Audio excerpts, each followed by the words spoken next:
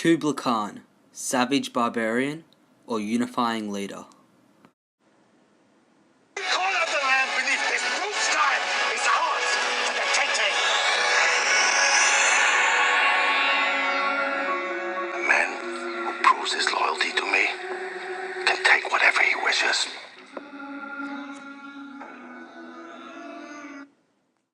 To answer this question, one must first understand who Kublai Khan was.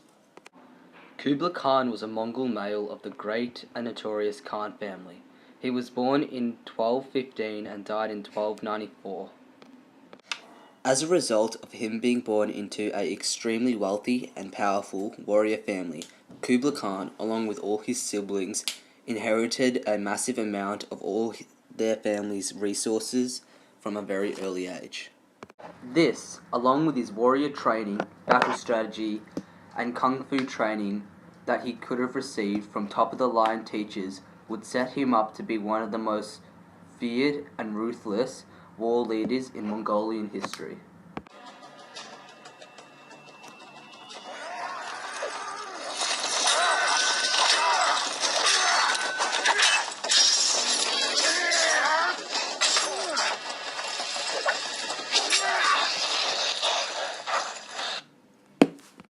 You may be thinking to yourself, this is all well and good, but why did Kublai Khan even want to wage war in the first place? The answer to that lies deep in Mongolian culture and tradition. At the time, the very essence of Mongolian life was based around combat and war. Kublai Khan was no different. On top of that, this man had a drive, a desire to be the best and to have all the power. He may have inherited this will from his grandfather, Genghis Khan, who, like him, aspired to gain all the power. And what better way to do this than to take over the world?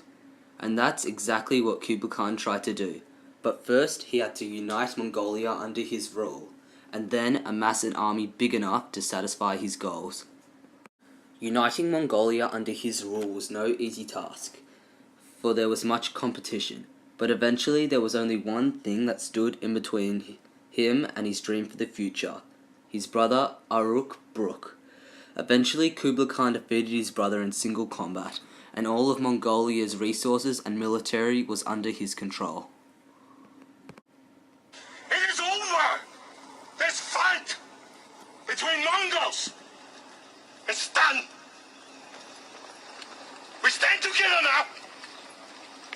We ride together! Every corner of the land beneath this blue sky is ours for the taking! Go back to Karakoram. Prepare for war! As soon we ride toward the south. And that's exactly what he did, leading a massive attack on northern China, killing millions. He then continued his assault on China, annexing the Yuan dynasty for himself.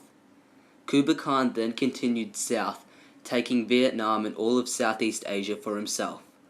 He then looked east and took Korea for himself. Kublai Khan then attempted to take Japan but failed. After this, Kublai Khan turned his sights west and invaded Russia and Eastern Europe. He annexed Russia but was not able to take all of Eastern Europe because its distance from Mongolia. Despite this, millions were still killed in his massacre. Kublai Khan then took Central Asia, East Turkey, the east half of the Middle East, and Persia. He also invaded northern India and continued his assault on Eastern Europe. By the end of this massive military campaign, millions across all of Eurasia were dead. 22% of the world's surface was under his control, that being 12.74 million miles of land, and 2/3 of the world's population were now under Mongolian rule. Anyone who opposed Kublai Khan's Mongolian rule was killed, and many citizens of the villages and cities that he had taken were forced into his military or into slave labor for him. You may be thinking that this man is an unredeemable, bloodthirsty monster, but despite all the chaos and destruction he caused, he shared a great compassion and love towards his friends and family. He made his sister Queen of Korea and tried to spread fairness and equality amongst all citizens of Mongolia. Kublai Khan did not care about religion or who a person was. All that mattered to him was how that person could help him. In fact, 30 members of his High Council were Muslim, and some were Hindu and Buddhist. Kublai Khan exerted equality amongst all religions and all peoples, no matter what skin color, race, or place they came from. To be fair, most of these people of different religions and cultures were forced together under his rule. But once they were there, Kublai Khan exerted tolerance and respect to all people and their religions. Women also had far more rights than what they would have otherwise. A woman under Mongolian rule could divorce their husband. That may not seem like a big deal now, but at the time it was very rare for a woman to be able to divorce her husband. A perfect example of this was Kublai Khan's relationship with his close friend and advisor Marco Polo. The two of them created some of the first ever documents that would be shared between Asian and Europeans. In conclusion, I do not believe Kublai Khan was a barbarian or a savage.